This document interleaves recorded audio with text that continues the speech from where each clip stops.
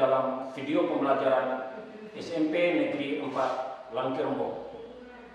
Kali ini kita akan mempelajari pendidikan agama Katolik materi kelas 9. Materi tema pertama, sub yang pertama.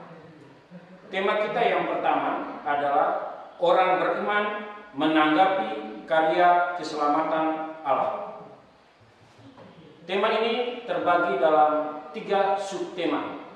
Yang akan kita pelajari pada pagi hari ini adalah sub yang pertama. Allah adalah sumber keselamatan yang sejati.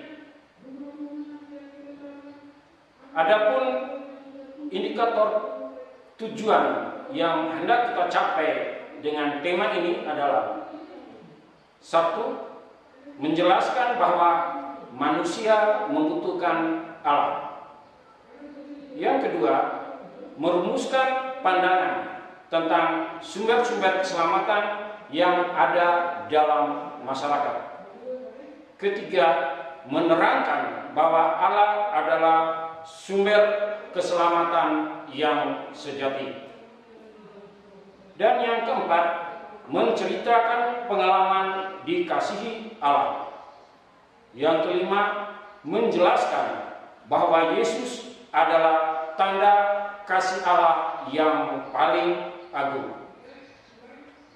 Sedangkan indikator pencapaian nilai keterampilan yang diharapkan dengan tema ini adalah para siswa mampu membuat refleksi secara tertulis tentang Allah sebagai sumber keselamatan dalam hidupnya. Inilah tema dan indikator tujuan yang hendak kita capai melalui tema ini. Mari kita buka pelajaran kita dengan mendaraskan doa pembukaan. Marilah kita berdoa. Dalam nama Bapa dan Putra dan Roh Kudus. Amin. Kami bersyukur kepadamu ya Allah, karena kasih karunia yang tak henti-hentinya Engkau anugerahkan kepada kami. Ajarilah kami untuk selalu menyadari bahwa Engkaulah sumber keselamatan kami, kini dan sepanjang segala masa. Amin. Para siswa yang terkasih, untuk memulai tema ini, mari kita dengarkan cerita yang mengantar kita untuk memahami pengalaman tentang Allah sebagai sumber keselamatan. Judul ceritanya adalah Kerinduan. Ada seorang pemuda yang mendekati seorang pertapa dengan permintaan, "Guru, tunjukkan kepadaku bagaimana aku dapat menemukan Allah." Orang kudus itu menatap wajah sang pemuda dan bertanya, "Seberapa besarkah kerinduanmu akan Allah?" Jawab sang pemuda tersebut, "Sebesar apapun yang aku harapkan di dunia ini." Lalu pertapa tersebut membawa sang pemuda ke tengah danau. Mereka memasuki air danau dan semakin dalam sampai air sebatas leher sang pemuda. Lalu sang guru mengangkat tangannya dan menekan kepala sang pemuda tersebut ke dalam air. Sang pemuda berjuang setengah mati untuk keluar dari air. Bahkan hampir napasnya kehabisan. Dan setelah melihat perjuangan sang pemuda, pertapa pun melepaskan tekanannya. Dan pertapa mengajak sang pemuda ke pinggir danau. Sesampainya di pinggir danau, pertapa bertanya kepada sang pemuda, "Apakah yang paling kamu harapkan pada saat kamu di dalam air?" Maka Dengan lantang sang pemuda menjawab, "Udara." Pertapa itu pun menyambung, "Kalau kamu menggambarkan udara seperti itu, maka demikian juga kamu merindukan Allah." Anak-anak yang terkasih, ini adalah cerita yang menunjukkan bahwa Allah dibutuhkan sama seperti manusia membutuhkan udara. Karena tanpa udara manusia mati. Begitu juga bagi orang beriman, tanpa bersandar kepada Allah, maka manusia akan binasa. Mari para siswa-siswi kita melihat lagi hal yang berikut. Di samping ada 3 gambar yang akan ditampilkan kepada kamu. Gambar yang pertama menunjukkan setumpuk uang. Gambar yang kedua menunjukkan keris. Dan gambar yang ketiga menunjukkan praktek perdukunan. Apa yang mau dikatakan dengan gambar tersebut? Dalam kehidupan kita di masa sekarang ini, manusia terkadang dia tidak mencari Allah sebagai sumber keselamatan, tetapi dia mengandalkan 3 hal yang tadi ditampilkan dalam gambar. Manusia yang menyatakan bahwa kekayaan, harta adalah sumber keselamatan, maka seluruh hidupnya akan berorientasi untuk mengejar kekayaan. Manusia juga menganggap bahwa kesaktian yang dilambangkan dengan keris juga menjadi sumber keselamatan. Karena itu mereka berjuang untuk mendapatkan kesaktian. Dan yang lainnya lagi, mereka percaya bahwa perdukunan, tahayul itu juga menjadi sumber keselamatan. Maka apabila mereka ingin mencari keselamatan, mereka akan mencari kepada hal-hal yang bersifat tahayul atau perdukunan.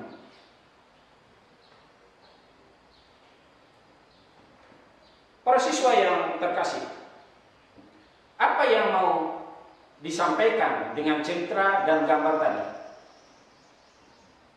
Yang mau disampaikan adalah bahwa walaupun manusia menyadari bahwa dia adalah ciptaan Allah dan harusnya bergantung atau menggantungkan hidupnya hanya kepada Allah, tetapi dalam kenyataannya manusia juga mencari sumber-sumber keselamatan yang lain dan mengabaikan kuasa Allah dalam hidupnya.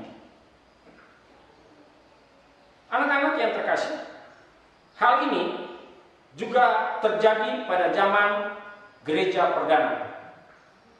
Dalam Kisah Para Rasul bab 17 ayat 16 sampai 34. Silakan anak-anak membuka kitab suci Kisah Rasul bab 17 ayat 16 sampai 34. Kita akan menemukan hal yang sama yang kita hadapi sekarang ini juga dialami oleh Santo Paulus, oleh Rasul Paulus dalam mewartakan Yesus Kristus kepada jemaat perdana.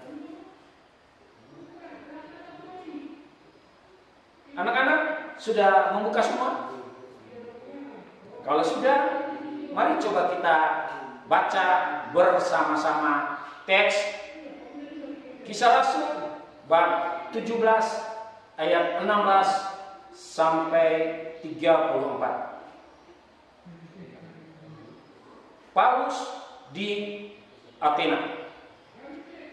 Sementara Paulus menantikan mereka di Athena, sangat sedihlah hatinya karena ia melihat bahwa kota itu penuh dengan patung-patung berhala. Karena itu di rumah ibadat ia bertukar pikiran dengan orang-orang Yahudi dan orang-orang yang takut akan Allah, dan di pasar setiap hari dengan orang-orang yang dijumpainya di situ. Dan juga beberapa ahli pikir dari golongan Epikuros dan Stoa bersoal jawab dengan dia, dan ada yang berkata, apakah yang hendak dikatakan si peleter ini? Tetapi yang lain berkata, rupa-rupanya ia adalah pemberita ajaran dewa-dewa asing, sebab ia memberitakan Injil tentang Yesus dan tentang kebangkitannya.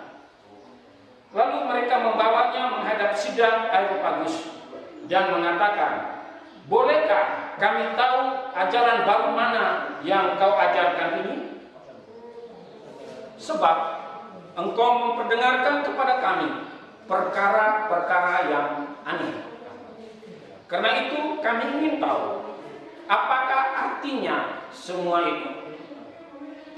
Adapun orang-orang Athena dan orang-orang asing yang tinggal di situ tidak mempunyai waktu untuk sesuatu selain mengatakan atau mendengarkan segala sesuatu yang baru. Paulus pergi, berdiri di atas Areopagus dan berkata, hai orang-orang Athena, aku lihat bahwa di dalam segala hal kamu sangat beribadah kepada dewa-dewa. Sebab itu, ketika aku berjalan-jalan di kotamu dan melihat-lihat barang-barang pujaanmu, aku menjumpai juga sebuah mezbah dengan tulisan, kepada Allah yang tidak dikenal, apa yang kamu sembah tanpa mengenalnya, itulah yang kuberitakan kepada kamu.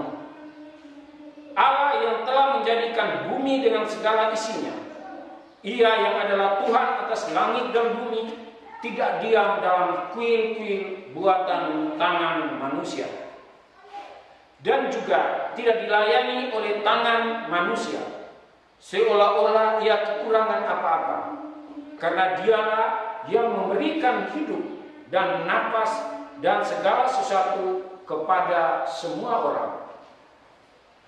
Dari satu orang saja ia telah menjadikan semua bangsa dan umat manusia untuk mendiami seluruh muka bumi, dan ia telah menentukan musim-musim bagi mereka dan batas-batas kediaman mereka, supaya mereka mencari Dia dan mudah-mudahan menjamah dan menemukan Dia, walaupun Ia tidak jauh dari kita masing-masing. Sebab di dalam Dia kita hidup, kita bergerak, kita ada, seperti yang telah juga dikatakan oleh pujangga-pujanggamu. Sebab kita ini dari keturunan Allah juga. Karena kita berasal dari keturunan Allah, kita tidak boleh berpikir bahwa keadaan ilahi sama seperti emas atau perak atau batu, ciptaan kesenian dan keahlian manusia. Dengan tidak memandang lagi zaman kebodohan, maka sekarang Allah memberitakan kepada manusia bahwa di mana-mana mereka harus bertobat. Karena Ia telah menetapkan suatu hari pada waktu di mana Ia dengan adil akan menghakimi dunia. Oleh karena yang telah ditentukannya, sesudah Ia memberikan kepada semua orang sesuatu bukti tentang hal itu dengan membangkitkan Dia dari antara orang mati. Ketika mereka mendengar tentang kebangkitan orang mati, maka ada yang mengejek dan ada yang lain berkata, lain kali saja kami mendengar engkau berbicara tentang hal itu. Lalu Paulus pergi meninggalkan mereka. Tetapi beberapa orang laki-laki menggabungkan diri dengan dia dan menjadi percaya.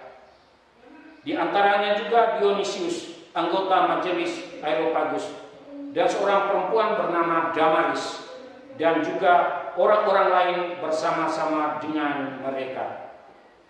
Demikianlah sabda Tuhan. Siswa-siswi yang terkasih, Setelah kita mendengarkan teks Kisah Para Rasul bab 17 ayat 16 sampai 34 tadi, mari silakan ambil buku catatan Anda dan silakan tuliskan beberapa pertanyaan yang tampil di samping ini. Pertama, bagaimana orang Athena memahami sumber keselamatan? Kedua, apa yang dibuat Paulus melihat keyakinan orang Athena? Tiga, bagaimana tanggapan orang Athena melihat pewartaan Paulus? Empat, bagaimana penghayatanmu tentang sumber keselamatan dalam hidupmu? Para siswa yang terkasih, silakan mengerjakan soal-soal tersebut dalam buku tugasmu dan akan kita periksa bersama pada saat pertemuan tatap muka pada minggu berikutnya. Sekarang marilah kita mendengarkan beberapa hal yang dapat kita bawa dan dapat kita hayati dalam hidup kita. Keselamatan selalu diperjuangkan oleh semua orang. Dan untuk itu, semua orang berusaha dengan cara apa saja untuk memperoleh keselamatan yang sejati. Tetapi keselamatan sejati hanya berasal dari Allah. Keselamatan yang bersumber dari kekuatan yang lain bersifat semu dan sementara. Karena hidup manusia ada dalam kuasa Allah. Allah berkuasa atas hidup dan mati semua manusia. Allah adalah sumber hidup manusia, sekaligus menjadi tujuan akhir dari perjalanan manusia. Kasih Allah yang menyelamatkan manusia sudah berlangsung sejak kisah penciptaan. Kita lihat bersama dalam perikop Kejadian, Allah menciptakan manusia menurut citranya, menurut gambar dan rupanya. Manusia menjadi ciptaan Allah termulia karena dianugerahi dengan akal budi dan kehendak bebas yang memampukan manusia untuk hidup dan melanjutkan karya ciptaan Allah. Manusia adalah citra Allah dan menerima kuasa dari Allah untuk berkuasa atas segala ciptaan yang lain.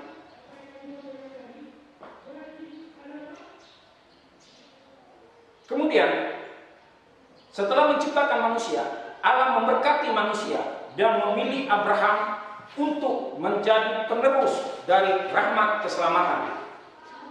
Kita mendengar kisah tentang Abraham dan istrinya yang melahirkan anak pada usia tua karena mereka percaya bahwa Allah adalah sumber keselamatan. Lalu kita melihat juga tentang kisah bangsa Israel, kisah keturunan Yakub yang mendapat keselamatan dari putranya Yusuf, dan kisah keluarnya bangsa Israel dari perbudakan di tanah Mesir dalam Keluaran bab 1 sampai 40.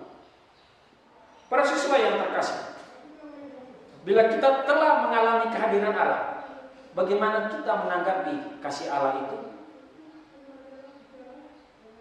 Kita dapat menanggapi kasih Allah dengan menyerahkan diri kita secara total kepada Allah. Kita menanggapi kasih Allah dengan berdoa, merayakan Ekaristi juga dalam tindakan nyata, dengan mengasihi orang-orang di sekitar kita. Kita bisa menjadi tanda keselamatan bagi sesama kita dengan berdoa bagi orang tua, teman, menolong orang-orang yang berkekurangan, membantu teman yang sulit dan tidak punya apa-apa, menolong teman yang sakit dan menghibur teman yang lagi berduka, serta tindakan-tindakan nyata kasih lainnya. Inilah beberapa poin penting yang dapat kita bawa dalam kehidupan seharian kita sebagai siswa-siswi di sekolah, sebagai anak-anak di rumah, dan sebagai teman-teman di saat kita bermain. Marilah kita tutup pelajaran kita hari ini dengan doa. Dalam nama Bapa dan Putra dan Roh Kudus. Amin. Tuhan, ajarilah kami untuk memahami bahwa Engkau mengasihi kami sepanjang hidup kami, sekarang dan sepanjang masa. Amin. Dalam nama Bapa dan Putra dan Roh Kudus. Amin. Demikianlah para siswa pelajaran kita hari ini. Sampai berjumpa lagi pada pelajaran berikutnya.